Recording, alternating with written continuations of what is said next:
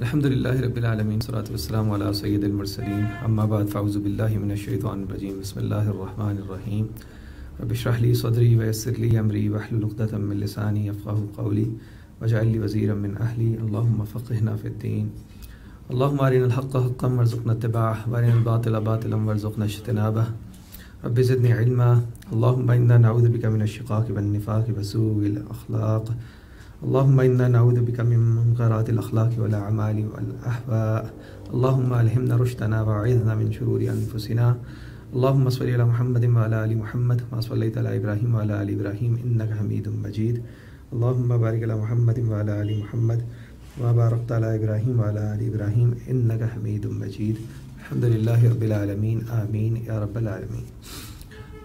گفتگو کا عنوان جو ہے وہ دین اور مذہب کا فرق، اس کے بعد ایک اس کا حصہ یہ بھی ہے کہ اسلام اور دیگر مذاہب کا موازنہ۔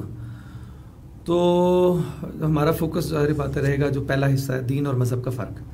باقی نظام تو بہت سارے ہیں، مذاہب بہت سارے ہیں، ہر ایک سے علیحدہ علیحدہ کمپیریزن اس مختصر وقت میں ممکن نہیں ہے، لیکن اس کے لیے ایک اصولی جو بات ہے وہ انشاءاللہ کوشش کروں گا میں اس موازنے کے حوالے سے وہ ایک اصولی بات آپ کے سامنے رکھ دوں، اور کوئی ایک آدھی ایگزامپل بھی اس کی اگر ممکن ہوگا وقت تو پھر میں آپ کے سامنے رکھ دوں گا انشاءاللہ۔ تو سب سے پہلے تو دین اور مذہب، یہ دو آپ نے دیکھا ہوگا کہ دو علیحدہ علیحدہ الفاظ کا استعمال ہوا ہے۔ مذہب سے مراد اگر ہم اس کو اصطلاحاً لیں، یعنی کہ ہمارے دینی حلقوں کے اندر اس سے مراد مذہب سے مراد ہوتی ہے مسلک، جیسے ہم کہتے ہیں جی کہ حنفی مذہب، شافعی مذہب، حنبلی مذہب یا مالکی مذہب، اس کے علاوہ دیگر بھی تھے مسالک یا مذاہب، تو لیکن یہ کہ وہ ذرا معدوم پڑ گئے۔ تو اس سے مراد مذہب کا مطلب ہے چلنے کا راستہ، ٹھیک ہے۔ تو عام طور پہ دینی حلقوں میں اس حوالے سے استعمال ہوتا ہے، لیکن اگر آپ ویسے دیکھیں آج کل کی جو ڈکشنریز ہیں اس ڈکشنریز میں اگر آپ دیکھیں گے تو مذہب کا ترجمہ انگریزی میں کیا جاتا ہے ریلیجن، اس کو دین کے قائم مقام استعمال کر لیا جاتا ہے، لیکن یہ بھی جو ہے وہ درست ترجمہ نہیں ہے۔ اصل میں دین اور مذہب کا یہی فرق جو ہے وہ ہم نے آج دیکھنا ہے کہ یہ مذہب کو ریلیجن سمجھ لینا یہ کیوں غلط ہے۔ مذہب ریلیجن نہیں ہے، یا اگر مذہب کو ریلیجن کہہ دیں آپ تو پھر دین کے لیے آپ کو کوئی اور لفظ استعمال کرنا پڑے گا، کسی ایک راستے پہ جانا پڑے گا۔ تو اسی کو ہم نے اس بات کو اب کھول کے ہم نے جو ہے وہ سامنے رکھنا ہے انشاءاللہ۔ تو میں یہ چاہوں گا قرآن مجید میں اسلام کے لیے جو اللہ تعالیٰ نے لفظ استعمال کیا وہ دین کا لفظ استعمال کیا ہے۔ تو دین کے حوالے سے میں قرآن کے کم از کم 9 مقامات آپ کے سامنے رکھتا ہوں، 9 باتیں آپ کے سامنے رکھوں گا جس میں ہم قرآن کے مختلف مقامات دیکھیں گے، ٹھیک ہے۔ تو اس سے انشاءاللہ یہ پتہ لگے گا کہ دین کیا چیز ہوتی ہے، پھر اس کو ہم کمپیئر کر لیں گے کہ مذہب کے ساتھ کہ مذہب کیا ہے اور دین قرآن نے ہمارے سامنے جو ہے وہ دین کا کیا تصور پیش کیا ہے۔ تو دین کے متعلق جو 9 باتیں میں آپ کے سامنے رکھنا چلا ہوں اس میں سے پہلی بات جو ہے وہ کیا ہے کہ دین کا مفہوم کیا ہے، ازروع قرآنی دین کا مفہوم کیا ہے، یہ اس کے یعنی کہ اس کی میننگ کیا ہے، ٹھیک ہے، قرآن اس کو کن کن میننگز کے اندر استعمال کرتا ہے۔ تو پہلی بات تو یہ ہم دیکھتے ہیں انشاءاللہ۔ قرآن میں کم از کم 4 مفاہیم میں دین کا لفظ استعمال ہوا ہے۔ قرآن میں جو دین کا لفظ استعمال ہوا اس کے کم از کم 4 میننگز لیے گئے ہیں۔ پہلا اس کا مطلب جو ہے وہ بدلہ۔ پہلی ہی صورت میں سورہ فاتحہ میں آیت نمبر 3 میں اللہ تعالیٰ فرما رہے ہیں مالک یوم الدین، کہ اللہ تعالیٰ بدلے کے دن کا مالک ہے، سب آپ جانتے ہیں۔ تو بدلہ اچھا بھی ہو سکتا ہے اور برا بھی، اچھائی کا بدلہ اچھائی ہے، برائی کا برائی ہے، یعنی کہ ریوارڈ بھی ہے، پنشمنٹ بھی ہے، جزا بھی ہے، سزا بھی ہے۔ اچھا، دین کا جو دوسرا مطلب قرآن میں جو استعمال ہوا ہے وہ سورہ یوسف کے اندر استعمال ہوا ہے۔ سورہ یوسف میں آیت نمبر 76 میں اللہ تعالیٰ نے فرمایا، وہ جو قصہ یوسف علیہ السلام ہے وہ سب نے سن رکھا ہے۔ تو وہ جب وہ بھائی چلے گئے ان کے پاس اور وہ عزیز مصر بن چکے ہیں، تو جا کے جو ہے غلہ طلب کیا، بھائیوں نے پہچانا کوئی نہیں، یوسف علیہ السلام نے پہچان لیا۔ تو اب ان کے اندر ان کا جو اپنا سگا بھائی تھا وہ تھا نہیں، انہوں نے کہا بھائی اگلی دفعہ ہوگے تو بھائی کو لانا تب غلہ ملے گا۔ وہ اگلی دفعہ آئے، اس کو بھی لے کے آئے۔ اب یوسف علیہ السلام اس کو روکنا چاہتے ہیں، بنیامین کو، اپنے بھائی کو روکنا چاہتے ہیں ان کو۔ تو یوسف علیہ السلام کو اب اللہ تعالیٰ نے ایک تدبیر سجھائی کہ پیالہ جو ہے وہ ناپنے والا جو پیالہ ہے وہ بیچ میں ڈالنے غلے کے، اور جو ہے وہ ڈال دیا، اعلان کر دیا گیا جی کہ پیالہ چوری ہو گیا۔ تو خود ہی بھائیوں نے یہ سزا تجویز کی، وہ کہا کہ اب ہم بھائیوں نے کہا بھائی ہم تو چور نہیں ہیں، وہ جو قافلے والوں نے کہا تو انہوں نے کہا بے شک تلاشی لے لیں. انہوں نے کہا تلاشی لے لیتے ہیں. تو چور کی کیا سزا ہوگی؟ انہوں نے کہا چور کی سزا یہ ہوگی کہ جس کے تھیلے میں سے نکل آئے گا، جس کے پاس سے نکل آئے گا تو بس وہ آپ کا ہوا، یعنی اس کو آپ روک سکتے ہیں، پھر اپنے پاس روک لیں. اچھا اب یہ جب وہ پھر نکل آیا ان کے بھائی سے، انہوں نے روک لیا. تو اللہ تعالیٰ نے قرآن مجید میں فرمایا کہ کذالک کدنا لیوسف، کہ اسی طرح ہم نے یوسف کے لیے تدبیر کی. یعنی کہ یوسف علیہ السلام نے یہ تدبیر خود نہیں کی، یہ گویا اللہ تعالیٰ نے اس کو اپنی طرف منسوب کیا کہ ہم نے یوسف کو تدبیر سجھائی تھی علیہ السلام. تو اللہ آگے کہہ رہے اللہ تعالیٰ فرما رہے ہیں ما کان لیاخذ اخاہ فی دین الملک، کہ یوسف کے لیے ممکن نہیں تھا علیہ السلام کے لیے کہ وہ فی دین الملک، کہ وہ بادشاہ کے قانون کے مطابق اپنے بھائی کو روک سکتے. یعنی کہ جو بادشاہ وقت تھا یا مصر کا جو قانون تھا، مصر کے قانون میں کوئی ایسی گنجائش نہیں تھی کہ وہ کسی چور کو چوری کی سزا میں روک ہی لیں، کہ اپنے پاس ہی رکھ لیں اس کو. ٹھیک ہے، اس قانون میں یہ گنجائش نہیں تھی. چنانچہ اللہ تعالیٰ نے تدبیر سجھائی. اس تدبیر کے نتیجے میں بھائیوں نے خود کہا کہ جناب جس کا جو چور ہوگا اس کو آپ روک لیں. چنانچہ یہ کہ یوسف صاحب کے پاس راستہ نکل آیا اور انہوں نے روک لیا. تو یہاں سے پتہ فی دین الملک، بادشاہ کا قانون، جو بھی بادشاہ وقت کا قانون ہے وہ بھی دین کہلا سکتا ہے. یا جو اسٹیٹ کا قانون ہے، آج کے دور میں ریاستیں ہیں، ریاست کے قانون کو بھی آپ کیا کہہ سکتے ہیں؟ دین کہہ سکتے ہیں. تو دین کا پہلا مطلب کیا ہے؟ بدلہ. دوسرا مطلب کیا ہے؟ ازروع قرآنی قانون. تیسرا جو دین کا مطلب ہے وہ ہے نظام زندگی، سسٹم آف لائف. وہ نظام، وہ سسٹم کہ جس کے تحت لوگ زندگی بسر کرتے ہیں. اللہ تعالیٰ نے قرآن مجید میں سورہ بقرہ میں بالکل یہ آئی ہے ایک لفظ کے فرق کے ساتھ، سورہ انفال میں ایک لفظ کے اضافے کے ساتھ آئی ہے. سورہ انفال کے اندر آیت نمبر 39 کے اندر اللہ تعالیٰ فرما رہے ہیں وَقَاتِلُوهُمْ حَتَّى لَا تَكُونَ فِتْنَةٌ، اور ان سے قتال کرو یہاں تک کہ فتنہ باقی نہ رہے. اچھا اب خطاب تو براہ راست رسول اللہ صلی اللہ علیہ وسلم کو ہے، مسلمانوں کو ہے. کس سے قتال کرو؟ مشرکین سے قتال کرو. ٹھیک ہے، یہاں تک کہ کوئی فتنہ باقی نہ رہے. اچھا دوسری چیز کیا بتائی جا رہی ہے کہ فتنہ باقی نہ رہے تو اور کیا ہو؟ وَيَكُونَ الدِّينُ كُلُّهُ لِلَّهِ، اور دین پورے کا پورا اللہ کے لیے ہو جائے. یعنی کہ اچھا اس سے ویسے ایک بات تو یہ بھی پتہ لگی کہ جب دین پورے کا پورا، یعنی سسٹم آف لائف پورے کا پورا جب اللہ کے لیے ہو جائے گا، یعنی اللہ کے بتائے ہوئے اصولوں کے مطابق ہو جائے گا، تو تبھی فتنہ ایریڈیکیٹ ہوگا، تبھی فتنہ ختم ہوگا، ورنہ فتنہ ختم نہیں ہوگا. ٹھیک ہے، تو بہرحال یہاں سے ہم نے تو چونکہ میننگ پہ بات کر رہے ہیں، دین کے میننگ پہ، تو یہاں سے پتہ لگا کہ دین کا مطلب کیا ہے؟ نظام زندگی، کہ ان سے قتال کرو یہاں تک کہ فتنہ ختم ہو جائے اور دین پورے کا پورا، یعنی نظام زندگی پورے کا پورا کس کے لیے ہو جائے؟ اللہ کے لیے ہو جائے. ٹھیک ہے، اچھا یہ 3 میننگز ہو گئے. چوتھا مطلب جو دین کا قرآن کے اندر استعمال ہوا ہے وہ اطاعت کے معنوں میں استعمال ہوا ہے.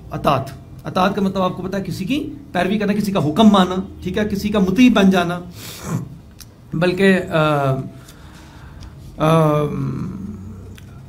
اچھا اللہ تعالیٰ فرما رہے ہیں سورہ زمر کے اندر آیت نمبر 3 کے اندر الا للہ الدین الخالص، آگاہ رہو کہ اطاعت خالصتاً کس کی ہوگی؟ اللہ کی. خالص اطاعت کس کی ہوگی؟ اللہ تعالیٰ کی ہوگی. یعنی کہ اطاعت جو ہے وہ اس کا کس کی اطاعت کی جائے، وہ یہ حق کس کو حاصل ہے؟ یہ اللہ ہی کو حاصل ہے. اللہ کے علاوہ کسی کی اطاعت نہیں ہوگی. سوال ایک فوری طور پہ ویسے پیدا ہو جاتا ہے کہ اللہ کے سوا کسی کی اور اطاعت نہیں ہوگی، تو یہ پھر نبی کی اطاعت کیوں ہے؟ اولو الامر کی اطاعت کیوں ہے؟ یا یہ کہ ہمارے دفتر میں باس ہے تو اس کی اطاعت کیوں ہے؟ یا یہ کہ گھر میں شوہر کی اطاعت کیوں ہے، جو سربراہ ہے فیملی اس کی؟ تو وہ ہوگی اطاعت، کیونکہ وہ اللہ ہی نے کہا ہے کہ ان کی اطاعت کرو. واطیعوا اللہ واطیعوا الرسول، اللہ ہی کا حکم ہے.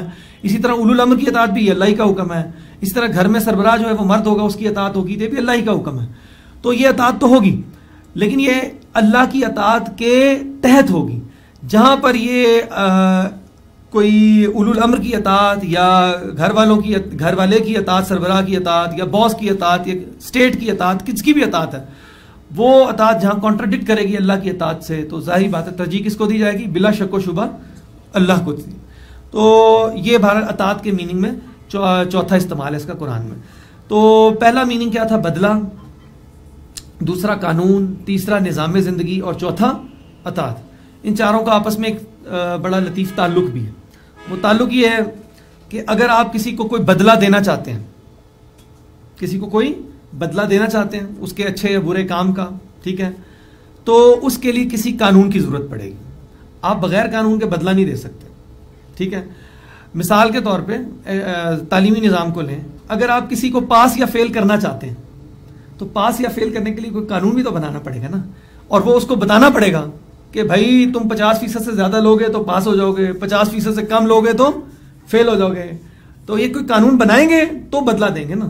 قانون بتائے بغیر, یہ اسٹوڈنٹ کو بتائے بغیر, طالب علموں کو بتائے بغیر کہ کون پاس ہے اور کون فیل ہے, تو آپ ان کو پاس یا فیل تو نہیں کر سکتے. یہ تو آپ پہلے بتائیں گے ان کو, کوئی سسٹم بنائیں گے, ٹھیک ہے نا, کوئی اس کا ایک قانون بنائیں گے. اچھا, اب اگلی بات آ جائے. قانون اس بات کا متقاضی ہوتا ہے, قانون اس بات کا تقاضا کرتا ہے کہ کوئی نظام ہو جس پر قانون لاگو کیا جائے, جس کے تحفظ کے لیے قانون لاگو کیا جائے. مثال کے طور پہ اگر پاکستان کے اندر صرف قوانین ہی ہو تو قوانین کس چیز کا تحفظ کریں گے؟ اس کے لیے ایک نظام چاہیے نا. نظام کی رٹ قائم کرنے کے لیے کیا ہوتا ہے؟ قانون. ہم کہتے ہیں جی لا انفورسمنٹ ایجنسیز. وہ لا انفورسمنٹ ایجنسیز کا کام کیا ہوتا ہے؟ وہ قانون کو نافذ کرتی ہیں, انشور کرتی ہیں قانون نافذ ہو. قانون نافذ کر کے وہ ان کا مقصد کیا ہوتا ہے, ان کا آبجیکٹو کیا ہوتا ہے قانون کے نفاذ سے؟ کہ اسٹیٹ کی رٹ قائم کی جائے. اسٹیٹ کی یعنی اسٹیٹ جو نظام چلا رہی ہے اس کی بالادستی کو ثابت کیا جائے, اس کی بالادستی کو پروٹیکٹ کیا جائے, اس کی بالادستی کو, اس نظام کو تحفظ دیا جائے. ٹھیک ہے, تو قانون اس بات کا تقاضا کرتا ہے کہ کوئی نظام زندگی ہو کہ جس کو قانون جو ہے وہ تحفظ دے, جس کو قانون چلائے, جس کو قانون انشور کرے کہ اس کی رٹ قائم ہو. ٹھیک ہے. اچھا, اور آخری بات یہ ہے کہ نظام زندگی وہی ہوتا ہے, لوگ اسی کو نظام زندگی سمجھتے ہیں کہ جس کی اطاعت کی جائے, جس کی اطاعت کی جائے. جس کی اطاعت نہیں کی جا رہی وہ ایک کتابی نظام تو ہو سکتا ہے, وہ ایک افسانہ تو ہو سکتا ہے, لوگوں کی سیکنڈ, تھرڈ یا لاسٹ پرائرٹی تو ہو سکتی ہے, لیکن لوگوں کی فرسٹ پرائرٹی کیا ہوتی ہے؟ لوگ سمجھتے کس کو ہیں کہ یہ نظام ہے جس کی اطاعت کی جا رہی ہوتی ہے. اصل میں بات یہ, ٹھیک ہے. چنانچہ بدلہ یہ چاہتا ہے کہ کوئی قانون ہو جس کے تحت بدلہ دیا جائے. قانون اس بات کا متقاضی ہے, قانون اس بات کا تقاضا کرتا ہے کہ کوئی نظام ہو جس کو میں پروٹیکٹ کروں. خالی قانون کس کی پروٹیکشن کے لیے؟ ٹھیک ہے. اور نظام ہوتا وہی ہے کہ جس کی اطاعت کرتے ہیں. ٹھیک ہے. تو یہ چاروں مفاہیم جو قرآن میں آئے ہیں اس لحاظ سے دیکھیں تو یہ انٹر لنکڈ ہیں, اور الٹیمیٹلی جو مالک یوم الدین ہے, بدلے کے دن کا مالک, تو وہ اس دن جب اللہ بدلہ دے گا تو اس اللہ نے ہمیں قانون بھی دیا ہے کہ اس قانون کے تحت میں بدلہ دوں گا. کوئی ہمیں اندھیرے میں نہیں رکھا, نعوذ باللہ, کوئی ظلم نہیں ہوگا اس دن.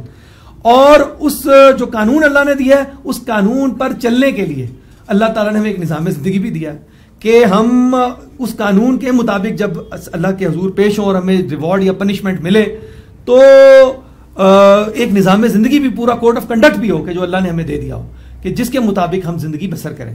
اور اب آخری بات یہ ہے کہ نظام زندگی ہوگا وہ جس کی اطاعت کی جائے گی. اگر میں اور آپ کہیں کہ ہمارا دین اسلام ہے لیکن ہم اطاعت اسلام کی نہ کرتے ہوں تو اصل میں ہمارا دین وہ ہے کہ جب ہم جس کی اطاعت کر رہے ہیں. وہ پھر اسلام ہمارا دین ہے کتاب میں, زبان کی نوک پہ, لیکن عملی طور پہ ہمارا دین پھر کیا ہے؟ جس کی ہم اطاعت کر رہے ہیں. تو نظام زندگی یہ وہ ہے اصل میں کہ جس کی اطاعت کی جائے. یہ ہے دین کے متعلق پہلی بات, یعنی کہ دین کا جو مفہوم قرآن نے بیان کیا وہ میں نے آپ کے سامنے رکھا. میں نے 9 باتیں آپ سے سامنے بیان کرنی ہیں انشاءاللہ تعالی, جن میں سے ایک ہو گئی. اب دوسری بات یہ ہے کہ یہ جو دین ہے, جو نظام زندگی ہے, اللہ کے نزدیک پسندیدہ دین کون سا ہے؟ اللہ کے نزدیک انسان جو اس کی تخلیق ہے, اللہ کیا چاہتا ہے کہ یہ کل کی کل انسانیت کس نظام زندگی کے تحت اپنی زندگیاں گزارے. تو اللہ تعالیٰ نے یہ بار بار آپ نے سنا ہوا آیت کا ٹکڑا, آل عمران آیت نمبر 19 میں اللہ تعالیٰ فرما رہے ہیں ان الدین عند اللہ الاسلام, بے شک اللہ کے نزدیک پسندیدہ نظام زندگی کون سا ہے؟ وہ اسلام ہے. پسندیدہ سسٹم آف لائف, اللہ کا فیورٹ سسٹم آف لائف کون سا ہے؟ وہ اسلام ہے. یعنی کہ گویا اللہ یہ چاہتا ہے کہ انسان اسلام کے مطابق زندگی بسر کریں, اس دین کے مطابق جو ہے, اس سسٹم آف لائف کے مطابق اپنی زندگی بسر کریں. تیسری بات جو دین کے متعلق ہے وہ یہ ہے کہ اللہ کو اسلام کے علاوہ کوئی اور دین قبول ہی نہیں ہے. یہ تو ہے نا کہ بھئی اللہ کو پسند اسلام ہے, لیکن اللہ کے اس کے بعد مجھے یہ پسند ہے, اس کے بعد مجھے یہ پسند ہے, اس کے بعد مجھے یہ پسند ہے. چلو ٹھیک ہے, اگر یہ تم اسلام پہ عمل کر کے آؤ گے, اسلام کے مطابق زندگی گزار کے آؤ گے تو پورے نمبر جنت الفردوس. اگر اس کے بعد تم فلاں سسٹم آف لائف پہ مطابق زندگی گزار کے آؤ گے, اتنا اسلام میں سے لے لو گے, اتنا ادھر سے لے لو گے, تو چلو پھر اتنے تمہیں 50% دے دوں گا, پھر بھی یہ کہ جنت مل جائے گی, نچلے درجے کی مل جائے گی. نہیں. اب دیکھیں آل عمران کے اندر اللہ تعالیٰ فرما رہے ہیں آیت نمبر 85 میں, وَمَن يَبْتَغِي غَيْرَ الْإِسْلَامِ دِينًا، اور جو کوئی اسلام کے علاوہ کوئی اور دین چاہے گا، دین نظام زندگی، اور کوئی جو اسلام کے علاوہ کسی اور نظام زندگی کے تحت زندگی بسر کرنے پہ راضی ہو جائے گا، کوئی اور نظام زندگی چاہے گا، فَلَن يُقْبَلَ مِنْهُ، تو وہ اس سے ہرگز قبول نہیں کیا جائے گا، اللہ کو وہ بالکل پسند نہیں، اللہ اس کو قبول نہیں کرے گا۔ وَهُوَ فِي الْآخِرَةِ مِنَ الْخَاسِرِينَ، کوئی نچلے درجے کی جنت، درمیانے درجے کی جنت نہیں ملے گی۔ وَهُوَ فِي الْآخِرَةِ مِنَ الْخَاسِرِينَ، آخرت میں وہ خسارہ پانے والوں میں سے ہو، اللہ کو قبول ہی نہیں۔ تو یہ بات پتہ لگی کہ اللہ کو پسند بھی اسلام ہے اور اسلام کے علاوہ کچھ اور پسند نہیں، قابل قبول اللہ کے ہاں نہیں۔ اگلی بات جو دین کے متعلق ہے وہ یہ کہ یہ جو دین اللہ تعالیٰ نے دیا ہے ہمیں، اسلام، یہ مکمل ہو چکا ہے، اس میں نہ کسی کمی کی گنجائش ہے، اس میں نہ کسی بیشی کی گنجائش ہے، کوئی کمی بیشی نہیں ہو سکتی۔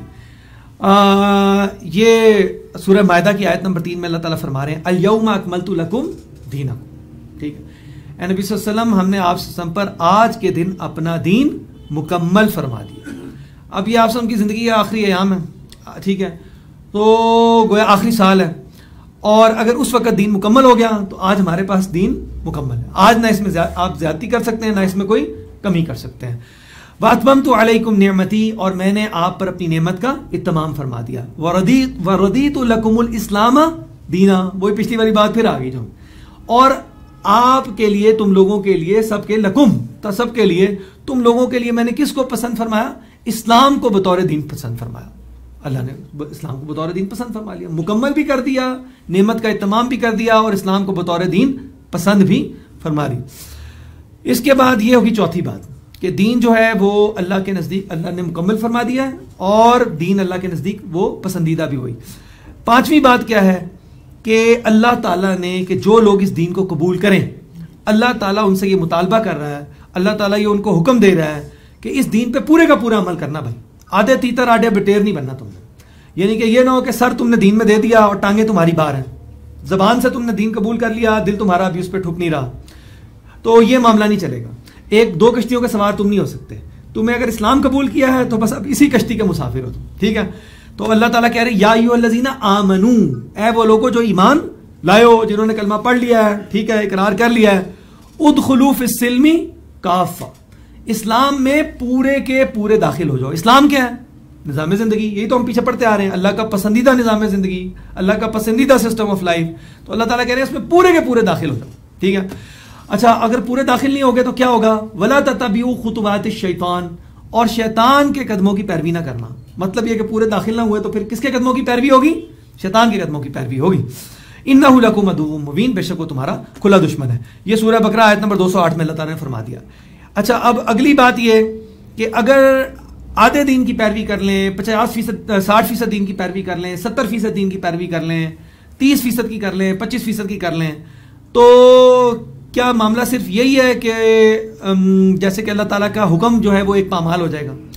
اللہ تعالیٰ کا جو حکم پامال ہوگا، اللہ تو کہہ رہا پورے کے پورے دین میں داخل ہو، تو اس کا نتیجہ کیا نکلے گا؟ وہ نتیجہ بھی اللہ تعالیٰ نے کھول کے بیان کیا ہے۔ وہ نتیجہ اللہ تعالیٰ نے سورہ بقرہ میں 85 نمبر آیت کے اندر بیان کیا ہے۔ اللہ تعالیٰ نے فرمایا اچھا، وہ خطاب ہے اہل کتاب سے، افتؤمنون ببعض الکتاب وتکفرون ببعض، کیا تم لوگ ایمان لاتے ہو کتاب کے ایک حصے پر اور انکار کرتے ہو ایک حصے کا؟ یعنی بعض چیزیں تم، بعض احکامات اللہ کی کتاب کے مان لیتے ہو اور بعض احکامات تم انکار کر دیتے ہو۔ انکار کرنے سے کیا مراد ہے؟ آپ نے کبھی اہل کتاب کے متعلق یہ بات نہیں سنی ہوگی کہ اہل کتاب یہ کہتے تھے، یعنی کہ اگر اہل کتاب کو آپ نے یہودی، تو یہودیوں نے کبھی یہ نہیں کہا کہ تورات اللہ کی کتاب نہیں ہے۔ یہودی اون کرتے ہیں کہ تورات کس کی کتاب ہے؟ ہماری، آج بھی اون کرتے ہیں، اولڈ ٹیسٹیمنٹ ان کا اپنا کہتے ہیں ہماری کتاب ہے، ٹھیک ہے جی۔ اور عیسائیوں نے کبھی نہیں کہا کہ انجیل ہماری کتاب نہیں ہے، وہ اولڈ ٹیسٹیمنٹ، نیو ٹیسٹیمنٹ اون کرتے ہیں کہ جی یہ جو انجیل ہے، یہ بائبل جو ہے یہ ہماری کتاب ہے، وہ اس کو اون کرتے ہیں۔ تو یہاں انکار کرنے سے کیا مراد ہے؟ انکار کرنے سے یہ مراد نہیں ہے کہ کوئی اٹھ کے کہے جی کہ میں قرآن کو نہیں مانتا، کوئی اٹھ کے کہ میں تورات کو نہیں مانتا اہل کتاب میں سے، یا کوئی اٹھ کے کہ اہل کتاب میں سے میں انجیل کو نہیں مانتا، یہ مراد نہیں ہے اس سے۔ یا وہ کہ جی میں اتنا نہیں مانتا، میں 15 سپارے منتا قرآن دے 15 نہیں مانتا، یہ بات نہیں ہے۔ یہ انکار پھر کس کا ہے؟ افتؤمنون ببعض الکتاب وتکفرون ببعض، وہ کیا تم کتاب کے بعض احکامات پہ عمل کرتے ہو اور بعض کو چھوڑ دیتے ہو، یعنی بعض احکامات منہ سے نہیں کہتے ہیں کہ یہ اللہ کے احکامات نہیں ہیں، مانتے ہو کہ یہ اللہ کے احکامات ہیں لیکن ان پر عمل نہیں کرتے. یہ عملی انکار ہے, یہ عملی تکذیب ہے. ٹھیک ہے, تو اللہ تعالیٰ فرما رہے ہیں کہ جو کوئی ایسا, اچھا اب یہاں پہ اہل کتاب کی جگہ ذرا آپ اہل قرآن رکھ لیں نا, کہ افتؤمنون ببعض القرآن وتکفرون ببعض, کیا تم قرآن کے بعض حصے پہ عمل کرتے ہو اور قرآن کا بعض حصہ چھوڑ دیتے ہو.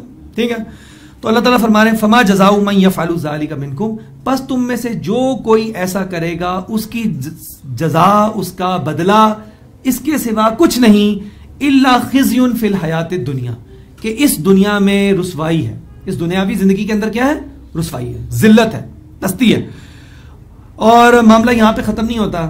وَيَوْمَ الْقِيَامَةِ يُرَدُّونَ إِلَى شَدِّ الْعَذَابِ, اور قیامت کے دن ایسے لوگ شدید ترین عذاب کی طرف لوٹائے جائیں گے.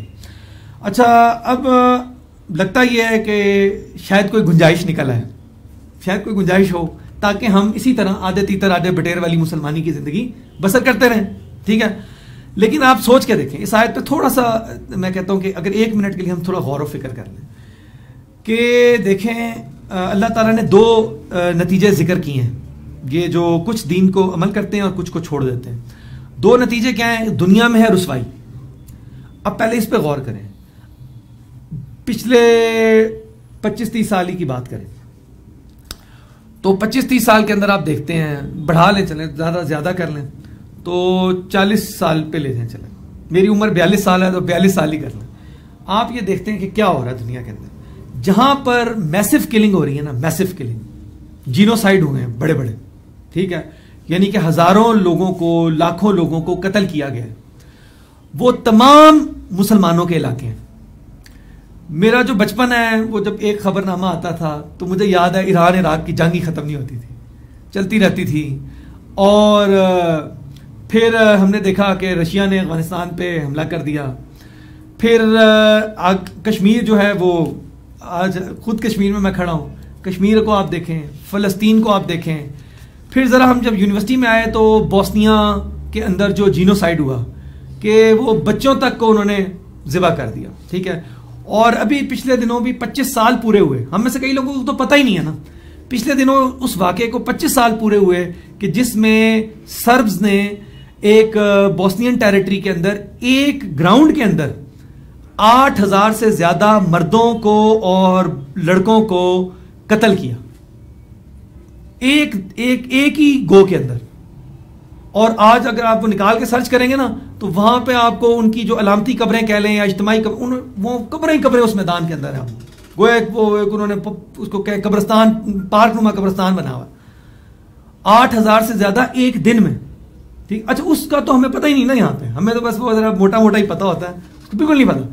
اچھا پھر آپ آگے آ جائیں, سیریا, شام, برما ریسنٹ, جہاں پہ آپ دیکھیں گے میسو کلنگ ہو رہی ہے نا, وہ مسلمانوں کی ہو رہی ہے. اچھا یہ تو موت ہے, موت کے علاوہ اگر آپ دیکھیں کہ اچھا عراق وغیرہ گلف وار, اس کا ذکر نہیں میں نے کیا. اب آپ اس کے علاوہ یہ دیکھیں کہ سیاسی طور پہ اور معاشی طور پہ غلام, اور جو معاشی غلام ہوتا ہے ظاہری بات ہے وہ سیاسی غلام ہوگا ہی ہوگا. یعنی کہ مقصد گھر کے اندر اگر بیوی کمائے تو گھر میں حکم کس کا چلے گا؟ شوہر نہ کمائے, نکما ہو تو کس کا ہوگا؟ بیوی کا ہی چلے گا. ٹھیک ہے نا, جہاں اس کا دل کرے گا بھی تو وہاں مجبوری ہے, ماننی پڑے گی. تو اب ظاہر بات ہے کہ اگر آپ کا کشکول پھیلا ہوا ہے مسلمانوں کا غیر مسلم کے اقوام کے آگے, تو پھر حکم بھی کس کا چلے گا؟ ان کا چلے گا. دین کس کا چلے گا؟ سسٹم آف لائف کس کا چلے گا؟ ان کا چلے گا. تو یہ صرف سیاسی اور معاشی غلامی نہیں ہے, تہذیبی غلامی بھی ہے, تعلیمی غلامی بھی ہے, یعنی تعلیمی نظام بھی ان کا ہے, تہذیب و تمدن بھی ان کا ہے. تو ذلت و رسوائی ہر طرف سے گویا امٹ کے آ رہی ہے. ٹھیک ہے. اچھا یہ آیت کا اتنا ٹکڑا یہاں پہ اللہ تعالیٰ کا بالکل حق ثابت ہو رہا ہے اگر ہم پچھلے 30-40 سال ہی دیکھ لیں. ویسے تو اسے پیچھے بھی چلے جائیں تو یہ اگر اب آپ آ جائیں دوسرے حصے کی طرف کہ وہ یوم القیامت یردون الی اشد العذاب, تو وہ چونکہ سامنے نہیں ہے آخرت, لیکن میں یہی کہہ سکتا ہوں کہ اس کے لیے بھی تیار ہو جانا کہ ادھر تو ذلت و رسوائی ہے ہی. یہ یہاں پہ تو مجبور ہے کہ ڈکٹیشن لیں گے, کسی اور کے دین پہ عمل کریں گے, کشکول پھیلائیں گے, بیوی بچے اور مرد اور بوڑھے سب قتل کروائیں گے. اور جیسے وہ ہوتا ہے نا کہ شیور مرغیاں جب نکالتا ہے نا وہ, تو دوسری شیور مرغیاں کیا کرتی ہیں, ایسے دیکھتی رہتی ہیں کہ ہماری باری کب آئے گی بس. تو اب ہم بھی دیکھ رہے ہیں ہماری باری کب آئے گی. برما کی آ گئی, عراق کی آ گئی, فلسطین کی آ گئی, کشمیر کی آئی ہوئی ہے, مگر سیریا کی آ چکی, اب آ جائیں تو ہماری باری کب آئے گی. ہماری بھی کسی حد تک تو آ ہی چکی تھی. تو وہ ذرا یہ کہ تھوڑی سی چونکہ اسٹریٹجک امپورٹنس ہے تو پھر تھوڑی گاجر دے کے وہ ہمیں تھوڑا کام کروانا چاہتے ہیں, پھر ڈنڈا مارتے ہیں. تو ورنہ تو آئی کھڑی ہے, تو جس دن آ گئی اس دن کیا کر لیں گے, ٹھیک ہے. لیکن یہ اصل بات کیا ہے, اصل بات یہ ہے کہ وہ قیامت کے دن بھی تیار ہو جائیں کہ اس دن شدید ترین عذاب ہے. اور اس آیت کے مطابق اس کی وجہ کیا ہے, روٹ کاز کیا ہے, کہ دین کے کچھ حصے پہ عمل کرتے ہو اور کچھ, خیر ہم نے تو کچھ نہیں چھوڑا, اکثر چھوڑا ہوا ہے, ٹھیک ہے. یہ اس کی اصل وجہ ہے. تو پتہ یہ اب میرا چھٹا پوائنٹ تھا کہ جزوی اطاعت کا انجام کیا ہے. دین اللہ تعالیٰ کہتا ہے کہ پورے کے پورے دین میں داخل ہو اور پورے پہ عمل کرو, اور اگر جزوی اطاعت کرو گے تو اس کا نتیجہ کیا ہوگا وہ اللہ نے ہمیں بتا دی. اس کے بعد 7ویں بات جو دین کے متعلق آپ کے سامنے رکھنی ہے وہ یہ ہے کہ تمام, اس سے پہلے ایک دفعہ پھر دیکھ لیں گے 6 باتیں میں نے آپ کے سامنے کیا رکھی. دین کا مفہوم رکھا, قرآن سے کم از کم اس کے 4 مطلب میں نے آپ کے سامنے رکھے, بدلہ, قانون, نظام زندگی اور اطاعت. دوسری بات میں نے آپ کے سامنے کیا رکھی, اللہ کا پسندیدہ نظام زندگی کیا ہے, اسلام, ان الدین عند اللہ اسلام. تیسری بات میں نے آپ کے سامنے کیا رکھی, اللہ اسلام کے علاوہ کسی اور دین کو قبول نہیں کرے گا. چوتھی بات میں نے آپ کے سامنے کیا رکھی کہ دین مکمل ہو چکا ہے, الیوم اکملت لکم دینکم, آج کے دن میں نے تمہارے لیے تمہارا دین مکمل فرما دیا. پانچویں بات میں نے آپ کے سامنے کیا رکھی کہ مکمل اطاعت کا مطالبہ کر رہا ہے اللہ تعالیٰ کہ یا ایھا الذین آمنوا ادخلوا فی السلم کافہ. چھٹی بات یہ رکھی کہ اگر جزوی اطاعت کرو گے تو اس کا انجام کیا ہوگا, خزی فی الحیات دنیا, اور ادھر کیا ہوگا, وَيُرَدُّونَ إِلَىٰ أَشَدِّ الْعَذَابِ, قیامت کے دن. اور 7ویں بات اب جو میں آپ کے سامنے رکھ رہا ہوں انشاءاللہ تعالیٰ وہ یہ ہے کہ یہ جو آیت میں آپ کے سامنے رکھا ہوں سورہ شورا کی آیت نمبر 13, اس میں دین کے حوالے سے کئی رہنمائیاں موجود ہیں. وہ بہرحال ایک بات یہ ہے کہ یہ جو دین اللہ نے دیا ہے یہ کوئی نیا دین نہیں ہے, تمام نسل انسانی کے لیے اللہ تعالیٰ نے یہی دین جو ہے, صرف آخری امت کے لیے اللہ نے اس کو پسند نہیں کیا, تمام نسل انسانی کے لیے اللہ تعالیٰ نے اسی دین کو پسند فرمایا تھا. آدم علیہ السلام سے لے کے آج تک اور قیامت تک اللہ کے نزدیک پسندیدہ دین یہی, ٹھیک ہے. اور اسی دین کا اللہ تعالیٰ نے, اسی دین پر چلنے کا تقاضا اللہ تعالیٰ نے تمام امتوں سے کیا بھی ہے, ٹھیک ہے. اچھا ایک بات تو اس سے یہ پتہ لگتی ہے, وہ بات اس کو پہلے آیت کو بھی دیکھ لیں, پھر اس سے جو مزید باتیں پتہ لگتی ہیں انشاءاللہ دین کے حوالے سے وہ ہم اور دیکھتے ہیں. اللہ تعالیٰ فرمانے شرع لکم من الدین, اللہ تعالیٰ نے تمہارے لیے اسی دین میں سے طریقہ مشروع کر دیا ہے, اسی دین میں سے طریقہ مقرر فرما دیا ہے. کون سا دین, یا وہی طریقہ مقرر فرما دیا ہے کہ جو طریقہ اس نے مقرر کیا تھا کس کے لیے, ما وصى به نوحا, جو طریقہ اس نے نوح علیہ السلام کے لیے مقرر فرمایا تھا. والذی اوحینا الیک, اور اے نبی صلی اللہ علیہ وسلم جو آپ صلی اللہ علیہ وسلم کی طرف وحی کیا ہے. وما وصینا به ابراہیم و موسیٰ و عیسیٰ, اور جو اللہ تعالیٰ نے وصیت کیا تھا, جو طریقہ مقرر کیا تھا ابراہیم علیہ السلام, موسیٰ علیہ السلام اور عیسیٰ علیہ السلام کے لیے. اچھا اس سے تو وہ جو بات میں نے آپ کے سامنے کی تھی وہ سامنے آئی, جب آپ یہ کہیں گویا اولو العزم جو اللہ کے رسول ہیں ان کا تذکرہ اللہ نے کر دیا اجمالی طور پہ. اس کا مطلب یہ کہ اللہ تعالیٰ نے ان کے لیے بھی وہی طریقہ مقرر کیا تھا دین میں سے جو آپ کے لیے مقرر کیا ہے, ان کو بھی وہی دین دیا تھا جو آپ کو دیا ہے. اور اچھا اب جو طریقہ مقرر, جس طریقے کی خاص بات ہو رہی ہے کہ اس دین میں سے کیا مقرر کیا آپ سب کے لیے, ٹھیک ہے, وہ کیا مقرر کیا, ان اقیموا الدین ولا تتفرقوا فیہ, کہ دین کو قائم کرو. جیسے اگر میں آپ سے کہوں ان اقیموا الصلاۃ تو کیا مطلب ہوگا, نماز کو قائم کرو. تو یہاں پہ مطالبہ کیا کیا جا رہا ہے, ان اقیموا الدین, کہ دین کو قائم کرو, ولا تتفرقوا فیہ, اور اس بارے میں متفرق نہ ہو جانا, اس حوالے سے تم نے انتشار کا شکار نہیں ہونا, ٹھیک ہے. اچھا آگے فرمایا جا رہا ہے کبر علی المشرکین ما تدعوہم الیہ, مشرکین پر یہ والی بات جو ہے یہی بات بہت بھاری گزرے گی کہ جس کی طرف آپ ان کو دعوت دے رہے ہیں, جس کی طرف آپ ان کو بلا رہے ہیں, یہ بات ان کو بڑی ناگوار گزرے گی. ناگوار کیوں گزرے گی, بات کھلے گی آخر میں کہ یہ ناگوار کیوں گزرے گی, ٹھیک ہے, وہ دیکھتے ہیں ہم. تو اللہ تعالیٰ فرمایا اللہ یجتبی الیہ من یشاء ویہدی الیہ من ینیب, اور اللہ تعالیٰ اپنے لیے چن لیتا ہے, اپنی طرف چن لیتا ہے جس کو اللہ تعالیٰ پسند فرماتا ہے, اور اللہ تعالیٰ ہدایت دیتا ہے جو اس کی طرف انابت اختیار کرتا ہے, رجوع کرتا ہے. اچھا اب یہاں سے جو اگلی بات اسی آیت سے جو دوسری بات پتہ لگ رہی ہے, ایک بات تو یہ پتہ لگی کہ تمام لوگوں کو یہی دین دیا گیا, تمام امتوں کو یہی دین دیا, ٹھیک ہے. دوسری بات یہ جو اللہ تعالیٰ نے کہا کہ جو اس میں سے آپ کے لیے جو طریقہ مقرر کیا ہے وہ یہ کیا ہے کہ جو سب کے لیے مقرر کیا تھا کہ ان اقیموا الدین, جن رسولوں کو ذکر کیا ان کے لیے بھی یہ طریقہ مقرر کیا تھا کہ دین کو قائم رکھو. اچھا اس کے دو ترجمے کر رہے ہیں, ایک ہے قائم رکھو اور ایک ہے قائم کرو. کہ دین کو قائم رکھو, اگر دین قائم ہے تو اس کو قائم رکھنا کس کی ذمہ داری ہے؟ آپ لوگوں کی, جو دین کو قبول کرنے والے ہیں. اور اگر دین قائم نہیں ہے تو پھر یہ کہ اس کو قائم کرنا کس کی ذمہ داری ہے؟ کہ جنہوں نے دین کو قبول کیا وہ اس کو قائم کریں, کیونکہ وہ سمجھتے ہیں یہ ہمارا سسٹم آف لائف ہے, ہم نے اس کے تحت زندگی گزارنی ہے. اگر ہمارے اوپر کوئی اور سسٹم آف لائف مسلط ہے تو اس کو ہٹاؤ, اس کی جگہ اس کو لے کے آؤ, یہ ان کی ذمہ داری ہے. تو اللہ تعالیٰ نے یہ کہا کہ اس کے بارے میں تفرقے کا شکار نہیں ہونا, اس پوائنٹ پر تم نے, اس ایجنڈے پہ تم نے اکٹھے رہنا ہے. ہاں کچھ چیزوں میں جو ہمارے ہاں ہے جس کو ہم کہہ لیتے ہیں کہ جی یہ امت کے اندر جو ہے تفریق ہے یا اختلاف ہے, وہ اختلاف اگر آپ یہ دیکھیں تو اس حد تک تو بالکل درست ہے کہ جہاں پر بات ہو جائے گی مسلک کی, کہ مسلک کے اندر اگر اختلاف ہے کہ نماز پڑھنے کے طریقے میں ایک بھی سنت سے استدلال کر رہا ہے, دوسرا بھی سنت سے استدلال کر رہا ہے, تو کوئی مسئلہ نہیں ہے. ٹھیک ہے, ہاں اس پہ بات ہو جائے گی کہ جی کس کا زیادہ مضبوط ہے, تو وہاں پہ ایک علمی اختلاف پیدا ہو جائے تو کوئی مسئلہ نہیں ہے. لیکن اللہ تعالیٰ نے کہا کہ وہ علمی اختلاف وہ اپنی جگہ پہ ہے, وضو کس چیز سے ٹوٹے گا کس چیز سے نہیں ٹوٹے گا, دوسرے کے نزدیک, یا طلاق جو ہے وہ 3 دفعہ میں ہوگی یا 1 دفعہ میں ہوگی, وہ ٹھیک ہے, وہ تم استدلال کرتے رہو قرآن و سنت سے اور ڈھونڈتے رہو, کوشش کر لو کہ کون سا زیادہ قریب جو ہے اس سے قریب ہے, قرآن و سنت کی روح سے, اسپرٹ سے قریب ہے. لیکن اس معاملے کے اندر کہ دین کو قائم کرو بطور نظام زندگی, اس میں تمہارے درمیان کوئی اختلاف نہیں ہونا چاہیے, چاہے تم جو مرضی فقہی مذہب فالو کرتے ہو تو کوئی مسئلہ نہیں ہے, لیکن اس معاملے میں تمہیں اکٹھا ہونا ہے, اس معاملے میں تمہارے اندر کوئی اختلاف تفرقہ بازی نہیں ہونی چاہیے کہ دین کو قائم کرنا ہے, یا قائم ہے تو قائم رکھنا ہے. اچھا اب یہاں پہ 2-3 اشکالات ہیں, یہ موضوع نہیں ہے اس وقت, تو وہ بس اس کو ذرا آپ نوٹ کر لیں تاکہ ان کو ذرا رفع کیا جا سکے. ایک یہ آتا ہے کہ جی دین کو قائم کرنے سے مراد ہے کہ دین کی دعوت دے دیں, ہم دین کی طرف بلائیں لوگوں کو, دین کی تبلیغ کریں. تو بالکل قرآن نے کتنے مقامات پہ رسول اللہ صلی اللہ علیہ وسلم کو یہ کہا کہ آپ اس دین کو پہنچائیں, اس کی تبلیغ کریں, اس کی طرف دعوت دیں. ادعو الی سبیل ربک, اپنے رب کے راستے کی طرف بلائیں لوگوں کو. ومن احسن قولا ممن دعا الی اللہ, اس سے اچھی بات کس کی ہو سکتی ہے جو لوگوں کو اللہ کی طرف بلائے. اللہ کی طرف بلانے کا کیا مطلب ہے؟ اللہ کی کتاب کی طرف, اللہ کے دین کی طرف بلائے. ٹھیک ہے, تو بلانا ہے, بالکل اس میں کوئی شک نہیں ہے, تبلیغ بھی کرنی ہے.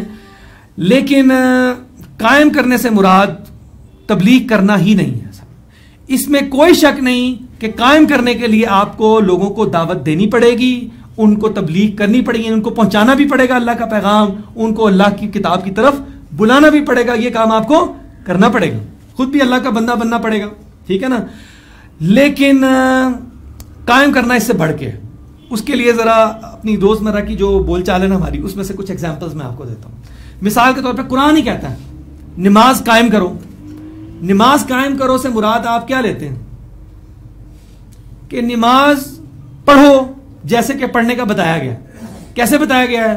مسجدیں بناؤ, اذان دو, وضو کرو, امام مقرر کرو, صف بندی کرو, اس کے بعد جیسے رسول اللہ صلی اللہ علیہ وسلم کو نماز پڑھتے دیکھا ویسے نماز پڑھو, رکوع بھی کرو, سجدہ بھی کرو, سلام پھیرو, ختم کرو.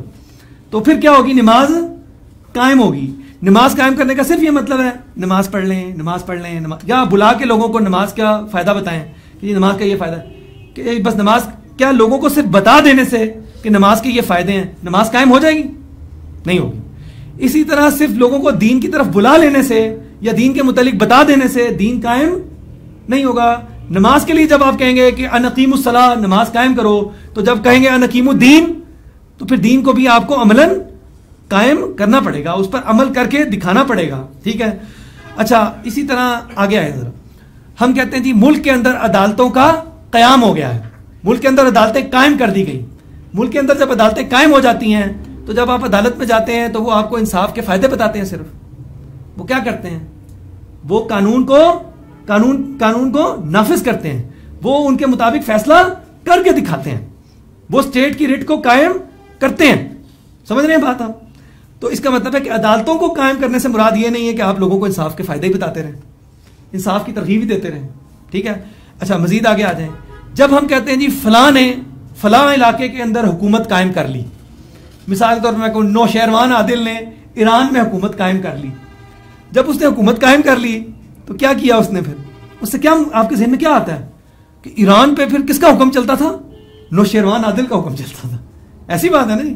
کبھی قائم کرنے سے یہ ذہن میں آیا کہ فلاں نے فلاں علاقے میں حکومت قائم کر لی تو وہ صرف ان کو اپنے جو اس کا ایجنڈا تھا صرف اس کے فائدہ ہی بتا رہا ہوگا وہاں کھڑا ہوا, اس کا حکم مانا ہی نہیں جاتا ہوگا.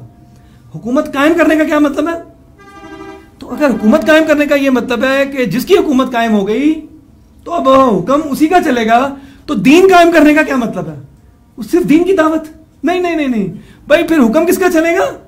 جو وہ دین کہہ رہا ہے بس وہی بات مانی جائے گی. دین اگر اللہ کا تو اللہ کا ہی حکم چلے گا اور کسی کا نہیں چلے گا. تو دین قائم کرنے سے مراد پھر دعوت و تبلیغ لے لینا یا یہ کہ صرف دین کی بات پہنچا دینا, بس اس سے آگے ہمارا کوئی کام نہیں ہے. تو یہ تو بہت بڑی غلط فہمی ہے. اس جو میں نے آپ کے سامنے بات کی اس کے اوپر دلیل کیا ہے؟ اس کے اوپر دلیل ہے سیرت.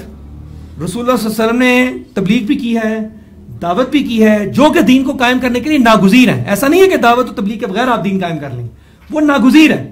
لیکن الٹیمیٹلی پھر انہوں نے دین کو قائم کرنے کے لیے وہ تمام جو سٹرگل آپ کے سامنے آتی ہے اس کے نتیجے میں اس دین کو قائم کر کے دکھایا ہے. اور 23 سالہ جد و جہد کا جو حاصل تھا وہ کیا تھا؟ اس دور کی ایک ماڈرن اسلامک ویلفیئر اسٹیٹ, ایک جدید اسلامی فلاحی ریاست اس دور کے اعتبار سے جو انہوں نے قائم کر کے دکھائی ہے. وہ اس کا آؤٹ کم ہے, نظام خلافت ہے کہ وہ جو دیکھے گئے ہیں. ٹھیک ہے, وہ دین کو جو اس نظام خلافت میں کیا ہوتا تھا؟ خلافت نام کس چیز کا ہے؟ خلافت نام اس چیز کا ہے کہ نائب بننا کسی کا, یعنی کہ انسان زمین میں اللہ کا نائب ہے اور جو اللہ کا دین ہے اس کو اس نے نافذ کر دیا ہے. نائب کا کام کیا ہوتا ہے؟ باس کا حکم ماننا. تو یہاں نائب کا کیا کام ہے؟ اپنے خالق کا, مالک کا حکم ماننا, اس کے حکم کی تنفیذ کرنا. تو جو تنفیذ کر دی ہے یہی خلافت ہے. یہ رسول اللہ دیکھے گئے. ٹھیک ہے, تو دین کو قائم رکھنا جس کا اللہ نے رسول اللہ سے مطالبہ کیا ہے, مسلمانوں سے مطالبہ کیا ہے, وہ اس کو قائم کر کے انہوں نے دکھایا, تو وہ اس پہ عملی رہنمائی ہے. تو یہ بالکل اس سے مراد نہیں کہ صرف پہنچا دینا, حالانکہ پہنچانا ناگزیر ہے قائم کرنے کے لیے, اس کا نہیں مطلب اس کو بائی پاس کر لیں. لیکن یہ کہ قائم تبھی ہوگا کہ جب آپ خود بھی اس پہ عمل کریں گے, دوسروں کو اس کی دعوت بھی دیں گے اور اس کے بعد اجتماعی سطح پر اس کو عملی طور پہ نافذ کر دیں گے, اس کی ترویج کریں گے. ٹھیک ہے, تو تب یہ کہا جائے گا کہ دین قائم ہو گیا ہے, یہ ذمہ داری دی جا رہی ہے. تو یہ ہوگی 7ویں بات.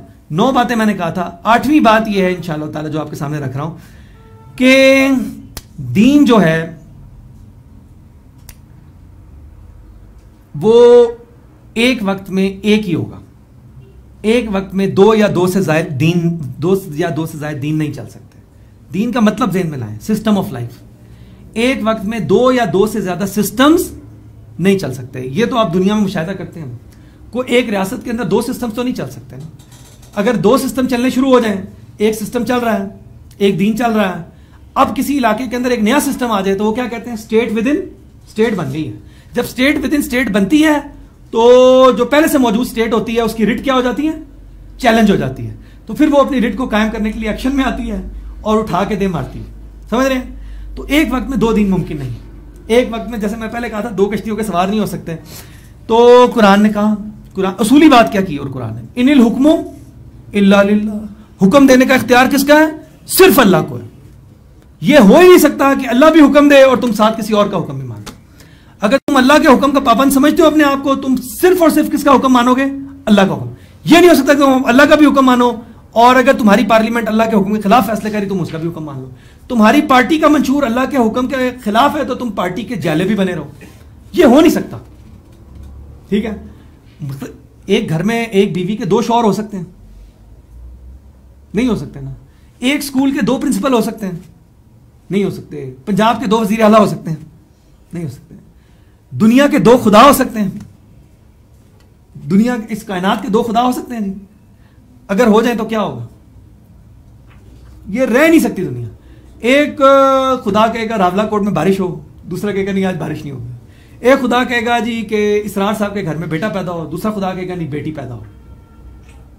تو کیا ہوگا پھر؟ اچھا پھر 2 خدا ہو تو دونوں اپنے اپنے رسول بھیجیں گے, دونوں اپنی اپنی کتابیں بھیجیں گے. کبھی کسی رسول نے آ کے کہا کہ جناب میں فلاں خدا کا بھیجا ہوں, میں فلاں خدا کا بھیجا. تمام رسولوں نے آ کے کتنے خداؤں کی بات کی ہے؟ ایک ہی خدا کی بات کی ہے نا. تمام کتابیں کس خدا سے منسوخ کی جاتی ہیں؟ ایک ہی خدا سے. تو دنیا کے 2 اس کائنات کے 2 خدا بھی نہیں ہو سکتے. 2 خدا ہوتے تو اپنی اپنی فوجیں لے کے, اپنے اپنے رسول لے کے آپس میں کیا کرتے؟ لڑ جاتے اور کائنات درم بھرم ہو جاتی. سمجھ رہے ہیں آپ؟ تو جب کائنات کے 2 خدا نہیں ہو سکتے تو مجھے بتائیں اس کائنات کے اندر یہ جو پلانٹ ارتھ ہے, یہ زمین ہے, جس پہ انسان کو اللہ کا نائب بنا کے بھیجا گیا ہے، اس زمین پہ بھی پھر کتنے لوگوں کا حکم چل سکتا، کتنے خداؤں کا حکم چل سکتا، اس پہ بھی تو پھر ایک ہی خدا کا حکم چلے گا. ٹھیک ہے، تو یہ اصولی بات ہے جو قرآن کہتا ہے کہ ان الحکم الا للہ، کہ حکم دینے کا اختیار صرف اور صرف اللہ کو ہے. اس کی لاجیکل ریزن بھی ہے نا، اس کی ریزن یہ ہے کہ تخلیق کس نے کیا ہے؟ تخلیق کس نے کیا؟ اللہ نے. تو جس نے تخلیق کیا تو حکم دینے کا اختیار بھی کس کو ہونا چاہیے؟ اسی کو ہونا چاہیے. تو حکم دینے کا اختیار صرف اللہ کو ہے. یہ اصولی بات ہے. اب جو میں کہہ رہا تھا ایک ٹائم میں دو ممکن نہیں ہے، تو قرآن آپ سے یہ اقرار کرواتا ہے. قرآن کیا کہتا ہے سورہ بقرہ کے اندر؟ فَمَن يَكْفُرْ بِالطَّاغُوتِ، جو کوئی طاغوت کا انکار کرے، وَيُؤْمِن بِاللَّهِ، اور اللہ پر ایمان لائے، فَقَدِ اسْتَمْسَكَ بِالْعُرْوَةِ الْوُثْقَىٰ. اب طاغوت کا انکار کیا ہے؟ یہ طاغوت شے کیا ہے؟ طاغوت شے یہ ہے کہ ہر وہ شے، ہر وہ شخص، ہر وہ سسٹم، ہر وہ دین، ہر وہ نظام زندگی، ہر وہ بادشاہ، ہر وہ پولیٹیکل پارٹی، ہر وہ وزیر اعظم، جو بھی کہہ لیں آپ، یعنی ہر وہ اینٹیٹی کہ جو یہ مطالبہ کرے انسانوں سے کہ میری اطاعت کرو، اور اس پر وہ خوش بھی ہو، راضی بھی ہو کہ لوگ میری اطاعت کریں، تو وہ کیا ہوگی؟ طاغوت. اچھا کس کو چھوڑ کے؟ اللہ کو چھوڑ کے. اللہ کو چھوڑ کے بھائی میری اطاعت کرو. ٹھیک ہے، تو وہ طاغوت ہے.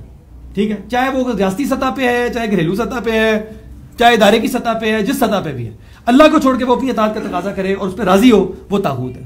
تو اللہ تعالیٰ کیا فرمانے؟ فَمَن يَكْفُرْ بِالطَّاغُوتِ، پس جو کوئی انکار کرے گا طاغوت کا. پہلے اللہ کہتا ہے طاغوت کا انکار کرو نا. وَيُؤْمِن بِاللَّهِ، اللہ پر ایمان بعد میں. اچھا اب آپ دیکھیں مسلمان ہونا ہے تو کیا پڑھتے ہیں؟ لا الہ، لا الہ پہ رک جائیں بھی. لا الہ، مسلمان ہونا ہے تو پہلے پڑھو لا الہ، کسی قسم کا کوئی الہ نہیں ہے. الہ کیا ہوتا ہے؟ الہ کی 3-4 چیزیں نوٹ کر لیں. الہ وہ ہوتا ہے، ہم ترجمہ کیا کر دیتے ہیں؟ معبود. معبود سے کیا سمجھ میں آتی ہے؟ کہ جس کے سامنے سجدہ کر دیتے ہیں، جس سے دعا مانگ لیتے ہیں، وہ ایک محدود تصور سامنے آتا ہے. الہ وہ ہستی ہوتی ہے کہ پوجا اور پرستش صرف اس کی جائے. کیا کی جائے؟ صرف اور صرف اس کی پوجا پرستش کی جائے. الہ وہ ہستی ہوتی ہے کہ سب سے زیادہ محبت، جسے کہتے ہیں ٹوٹ کے محبت کرنا، وہ اس ہستی کے ساتھ، جس ہستی کے ساتھ کی جائے گی وہ کیا ہوگی؟ وہ الہ ہوگا. وہ میرا الہ ہوگا جس سے میں ٹوٹ کے محبت کرتا ہوں، جس سے میں سب سے زیادہ محبت کرتا ہوں. جس کی اطاعت کی جائے گی وہ کون ہوگا؟ الہ ہوگا. 3 باتیں ہو گئی. اور چوتھی بات وہ کہ مشکل کے اندر جس کی طرف رجوع کیا جائے کہ یہ میری مشکل کشائی کر دے، حاجت کے اندر جس کی طرف رجوع کیا جائے کہ یہ میری حاجت روائی کر دے، وہ ذات کیا کہلاتی ہے؟ الہ کہلاتی ہے. تو جب ہم کہتے ہیں لا الہ، کسی قسم کا کوئی الہ نہیں، تو میں کیا کہہ رہا ہوں کہ میری پوجا اور پرستش کا کوئی لائق نہیں، میری پوجا اور پرستش کے. میری محبت سب سے زیادہ کس کے لیے ہے؟ وہ اس ہستی کے لیے. کوئی ہستی اس کے لائق نہیں کہ میں سب سے زیادہ ٹوٹ کر اس سے محبت کروں. اطاعت میں کسی کی نہیں کروں گا، کسی کی نہیں کروں گا. لا الہ جس کی اطاعت کی جائے. اور یہ کہ میں حاجت روائی اور مشکل کشائی میں کسی کی طرف رجوع نہیں کروں گا. اب آتا ہے الا اللہ، سوائے اللہ کی. تو اللہ کون ہے؟ پہلے دیکھیں اللہ تعالیٰ کیا کروا رہے ہیں ہم سے کہ پہلے انکار کرو نا. پہلے ان تمام خداؤں کا انکار کرو کہ جن سے تم محبت کرتے تھے یا جن کی پوجا پرستش کرتے تھے. پوجا پرستش والے بھی تھے نا جی، محبتوں والے تو اب بھی ہیں نا جی، محبتیں کہیں اور ہیں. ٹھیک ہے، اور پھر یہ کہ جن کی تم اطاعت کرتے ہو، تو اطاعت والے تو ہم سب ہیں.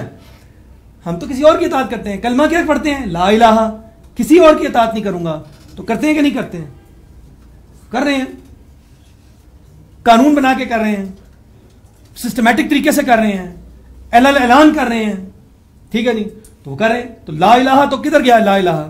وہ صرف اگر آپ کہیں گے جی سجدہ کسی کو نہیں کرنا اور دعا کسی سے نہیں مانگنی، تو بس اتنا ہی پھر الہ ہے ہمارا. تو باقی والا الہ تو نہیں ہے پھر.